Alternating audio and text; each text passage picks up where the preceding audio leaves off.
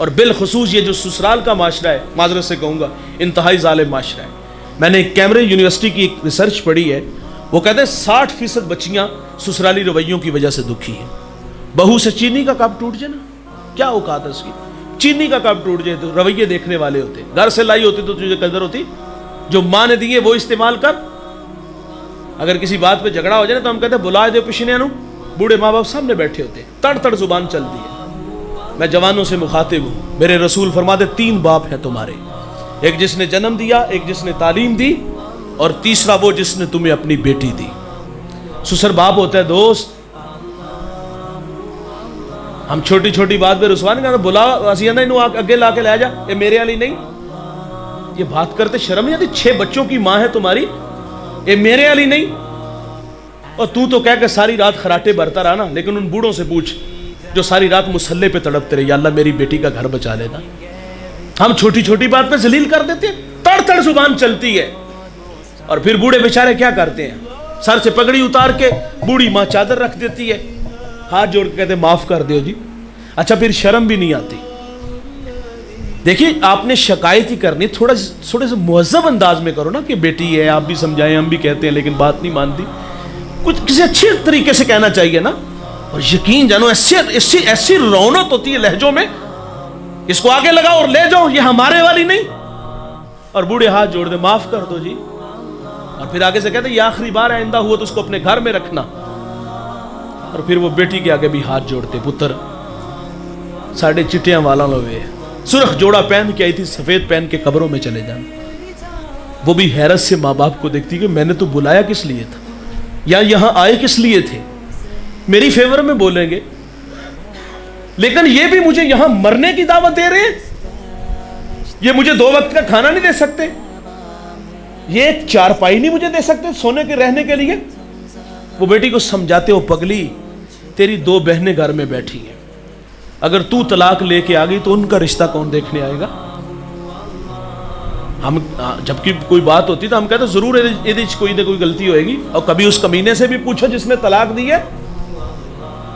लोग छोटी छोटी बातों पे तलाक दे, लोग हमारे पास मसाइल लाते हैं, कोई इतनी बड़ी बात नहीं होती, छोटी छोटी बातों पे हम तलाक दे देते हैं।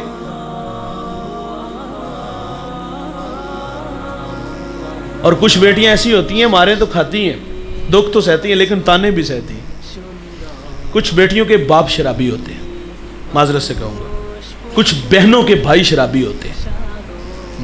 सारी जिंदगी शराबी की बेटी और शराबी की बहन कहलाती है। खुदा ना करे इस मजमे में कोई शराबी हो। मैं हाथ जोड़ के कहूंगा, अपनी बेटी और अपनी बहन के हाल पे रहम करो। खुदा के भी मुजरम और मासूम बहन और बेटी के भी मुजरम हो तुम। उसे तो पहले ही नहीं जीने दे रहे, लेकिन हमारे रवैयों की वजह से वो वहां ज्यादा दुखी है। अच्छा, कुछ बेटियां ऐसी होती हैं जिनके यहाँ औलाद नहीं होती। अल्लाह की मर्जी है, अल्लाह किसी को आजमाइश में डाल दे। औलाद कौन देता है? अल्लाह ही देता है ना भाई। औलाद ना हो तो हम फिर भी नहीं जीने देते। अच्छा, बे औलाद जो औरत होती है, उसका ससुराल में जो हाल होता है हमने देखा है, उसके नवाले भी गिने जाते हैं। वो कहते तू तो किसी काम की नहीं औरत, और यहां उसके खाने पे नजर है। तेरे घर से अच्छा खाना वो बाप के घर में खाती थी। दुनिया की हर नेमत बाप कदमों में लाके बेटी के रखता था, लेकिन औलाद ना होना फिर भी नहीं जीने देते। हम कहते पुत्र इनू तलाक दे, तेरे वास्ते कोई कुड़ियां दी कमी है?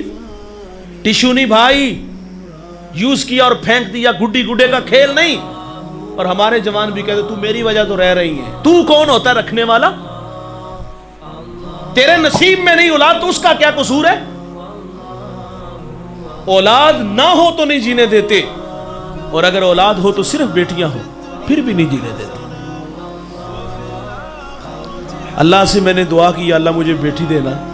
अल्लाह ने मुझे बेटी अता फरमाई। मैंने पहली बेटी अल्लाह से मांग के ली। हम हॉस्पिटल में थे तो साथ वाले कमरे से रोने की आवाज़ आई। मैंने माँ जी से कहा देखे अल्लाह खैर करे, माँ चल बसी या बच्चे को कुछ हुआ। तो मुझे वापस आके उन्होंने बताया कि चौथी बेटी हुई है। हम तो उंगली भी नहीं बना सकते यार। और बेटियां तो जिगर का टुकड़ा होती है, बेटियां तो रहमत होती हैं, और बेटियां बाप के जनाजे की रौनक होती हैं यार।